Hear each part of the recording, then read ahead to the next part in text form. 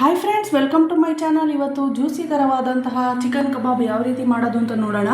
First ನಾನು ಒಂದು 100 ಗ್ರಾಮ್ನಷ್ಟು ಕಬಾಬ್ನ ಮಾಡೋಕ್ಕೆ ಚಿಕನ್ ಪೀಸ್ಗಳನ್ನ ಚಿಕ್ಕದಾಗಿ ಹೆಚ್ಚಿಟ್ಕೊಂಡು ತೊಳೆದು ಇಟ್ಕೊಂಡಿದ್ದೀನಿ. ಇದಕ್ಕೆ ನಾನು ತೇಜು ಮಿಕ್ಸ್ ಮಸಾಲ ಅವರ ಇದರಲ್ಲಿ ಕಬಾಬ್ನ ಸೆಲೆಕ್ಟ್ ಮಾಡಿ ಕಬಾಬ್ ಪೌಡರ್ನ ಹಾಕ್ಕೊಂಡಿದ್ದೀನಿ. ನಾನು ಯಾಕೆ ಇದನ್ನೇ ಸೆಲೆಕ್ಟ್ ಮಾಡ್ತೀನಿ ಅಂದರೆ ತುಂಬ ಚೆನ್ನಾಗಿರುತ್ತೆ, ರುಚಿಯಾಗಿರುತ್ತೆ. ನಾನು ತುಂಬ ವರ್ಷಗಳಿಂದ ಮಾಡ್ತಾಯಿದ್ದೀನಿ. ನೆಕ್ಸ್ಟ್ ಇದರದೇ ಆದಂತಹ ಶುಂಠಿ ಬೆಳ್ಳುಳ್ಳಿ ಪೇಸ್ಟ್ನ ಹಾಕ್ಕೊಂಡಿದ್ದೀನಿ. ಇದನ್ನು ಚೆನ್ನಾಗಿ ಮಿಕ್ಸ್ ಮಾಡಬೇಕು. ನೆಕ್ಸ್ಟ್ ಇದಕ್ಕೆ ಸ್ವಲ್ಪ ಕೊತ್ತಂಬರಿ ಸೊಪ್ಪು ಅಥವಾ ನೀವು ಕರ್ಬೇವಿನ ಸೊಪ್ಪಾರು ಹಾಕ್ಬೋದು, ತುಂಬ ರುಚಿಯಾಗಿರುತ್ತೆ. ನೆಕ್ಸ್ಟ್ ಉಪ್ಪು ಏನೂ ಹಾಕೋ ಅವಶ್ಯಕತೆ ಇರಲ್ಲ, ಎಲ್ಲ ಅದರಲ್ಲೇ ಇರುತ್ತೆ. ನೆಕ್ಸ್ಟು ಅದು ಹೊಂದ್ಕೊಳ್ಳೋಕೆ ಒಂಚೂರು ಒಂದು ಮೊಟ್ಟೆ ಹಾಕೋಣ.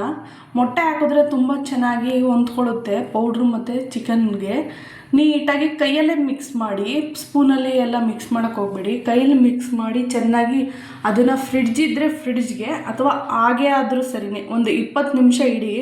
ಆ ಥರ ಇಟ್ಟು ನೆಕ್ಸ್ಟು ಒಂದು 20 ನಿಮಿಷ ಆದಮೇಲೆ ನೋಡಿ, ಮ್ಯಾರಿನೇಟ್ ಆದಮೇಲೆ ತುಂಬ ಚೆನ್ನಾಗಿ ಹೊಂದ್ಕೊಂಡಿರುತ್ತೆ, ಕಲರು ಬಿಟ್ಟಿರುತ್ತೆ, ಚೆನ್ನಾಗಿರುತ್ತೆ, ರುಚಿಯಾಗಿರುತ್ತೆ.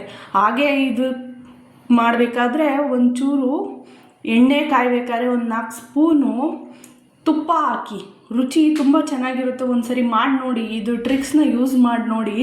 ಸೇಮ್ ಹೋಟೆಲ್ನಲ್ಲಿ ಯಾವ ರೀತಿ ಮಾಡ್ತಾರೆ ಅದೇ ರೀತಿ ಇರುತ್ತೆ. ಚೆನ್ನಾಗಿ ಮೀಡಿಯಮ್ ಫ್ಲೇಮ್ನಲ್ಲಿ, ತುಂಬ ಲೋ ಫ್ಲೇಮು ಬೇಡ, ಹೈ ಫ್ಲೇಮು ಬೇಡ, ನೀಟಾಗಿ ಚೆನ್ನಾಗಿ ಡಬಲ್ ರೋಸ್ಟ್ ಮಾಡಿ ನೀಟಾಗಿ ಎಲ್ಲ ಬಾಯ್ಲ್ ಮಾಡಿದ್ರೆ ರೆಡಿ ಚಿಕನ್. ರುಚಿಕರವಾಗಿರುತ್ತೆ, ಹೋಟೆಲ್ ಶೈಲಿಯಲ್ಲೂ ಇರುತ್ತೆ, ತುಂಬ ಟೇಸ್ಟಿಯಾಗಿರುತ್ತೆ, ಅಟ್ರಾಕ್ಟಿವ್ ಆಗಿರುತ್ತೆ. ಎಲ್ಲರೂ ಇಷ್ಟಪಟ್ಟು ಕೇಳ್ತಾರೆ. Thank you.